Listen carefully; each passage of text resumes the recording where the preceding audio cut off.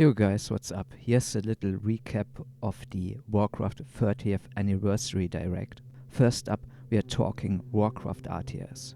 Warcraft 3 Reforged got a massive patch 2.0, giving it visual, lighting and UI significant upgrades.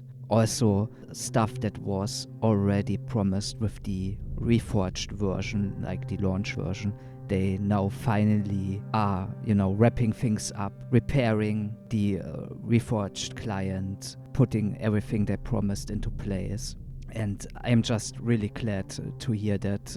I grew up with the Warcraft RTSs, mainly with Warcraft 2 and Warcraft 3. Still love them till this day. I was really sad to see what happened with Warcraft 3 Reforged, and that is the step in the right direction, and I'm really just glad for all the Warcraft boys that are playing this game till this day. I will leave you two links in the description, one from Grubby and one from Witty Warcraft, where they go over all the changes and their reactions. So if you're interested, you will find that in the description. They have added toggles where you can change between classic and HD assets, which really modernize the look without losing that old school charm.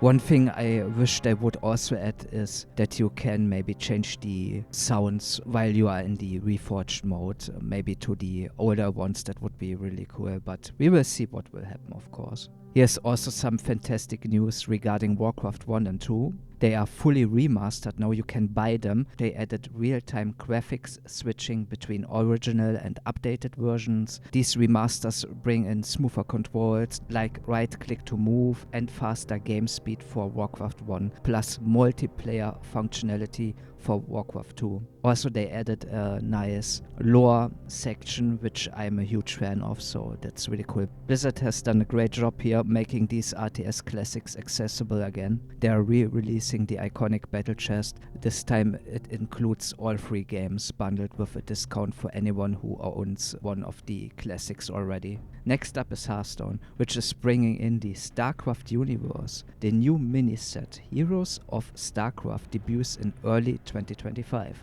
with 49 new cards across 3 factions. Kerrigan leads the Zerg, Artanis represents the Protoss, and Jim Raynor heads up the Terrains. This crossover brings some epic StarCraft nostalgia and an arena mode overhaul, including an underground arena where you can redraft cards after a loss. Alright, let's dive into my personal favorite, WoW Classic updates.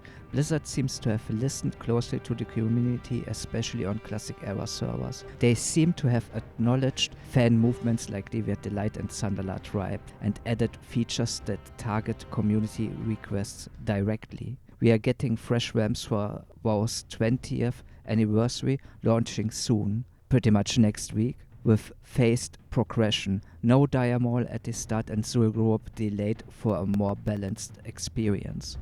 So all the content is relevant because Diamol and Zul'Gurub make a lot of the older content irrelevant because the gear is so good. Plus, Blizzard plans to tackle GDKP in NA and EU servers, outright banning them.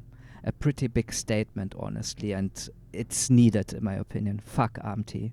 I feel like these changes show that they are finally willing to listen to what classic players actually want. Of course, not all is perfect. There are still some changes I find a little bit jarring. For example, there will be an LFG tool, not an automated one, but I don't know. I think Classic Era should be Classic Era, but I made a lot of videos about this already. I'm just glad we get Classic Fresh for people who really want it, and I'm really glad that we could move the goalpost a little bit with the Deviant Delight and Sunderland Tribe fresh movements and the other ones as well. So good job, guys. Good job. For retail World of Warcraft, we are in the middle of the War Within, with updates hitting PTR like the new Cyrene Isle zone. This brings new quests, a huge outdoor environment to explore, and quality of life updates that should keep the game fresh. They even teased the next major content update in Undermine, where Goblin Society's wild side will get the spotlight. They were speaking about cars and stuff like this, so this should be really interesting. Alright. Warcraft Rumble is heading on PC on December 10th, opening the door for even more players to jump into the action. This will be a beta. And before wrapping up, let's talk about the direct itself. I love the acting in the Warcraft Rumble section and the music at the end. It was really special, a perfect throwback to classic Warcraft vibes. There were also a lot of personal stories from people that actually work at Blizzard. I know there are a lot of controversies, for example with World of Warcraft, the $90 amount and past drama, of course, but this also shows not everybody is at fault there. You have a lot of lovely people working at Blizzard, and it's just unfair if they get hammered with this, of course. If Blizzard does stupid things, we should call it out so they can course correct, and at the end of the day, we are the customers and they should listen to us. But yeah, overall, I enjoyed the Warcraft Direct a lot. Warcraft means a ton to me, as well as other people, you know, and it's clear that the devs poured a lot of love into this celebration. If you missed the stream, I leave a link in the description as well.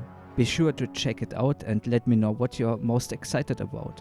Thanks for watching and see you next time. Bye bye guys, stay safe out there. I hope you enjoyed the video.